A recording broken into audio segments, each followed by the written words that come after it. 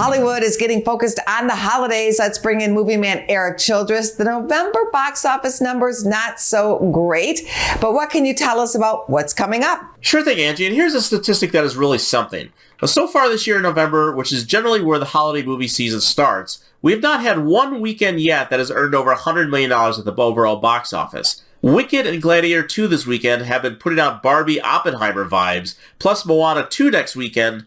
All should be filling theater seats over the next several weeks, and at least a couple of them well into Christmas. What are your reviews of Wicked and Gladiator, starting with Gladiator? Well, I'm going to disappoint a lot of fans out there by saying that I found Gladiator 2 to be little more than a by-the-numbers sequel, repeating much of what we already saw in the first film, but doing so with a far less interesting protagonist and the focus on the wrong characters. The Gladiator sequences involving CGI baboons and sharks, yes, sharks, are increasingly ridiculous and less compelling, and the film had more interesting characters played by Pedro Pascal and Denzel Washington that are secondary players to Paul Mescal's blandly vengeful son of Maximus.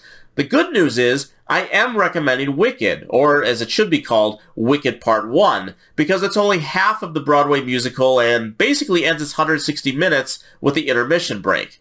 Now that being said, while I think it starts a little rough, the film eventually does find its footing as the relationship between the respective good and bad witches, played by Ariana Grande and Cynthia Erivo, begin to take hold. Both of them are very good here. Grande is particularly terrific, and I also very much like Jonathan Bailey from Bridgerton in the role of the pompous Fiyero.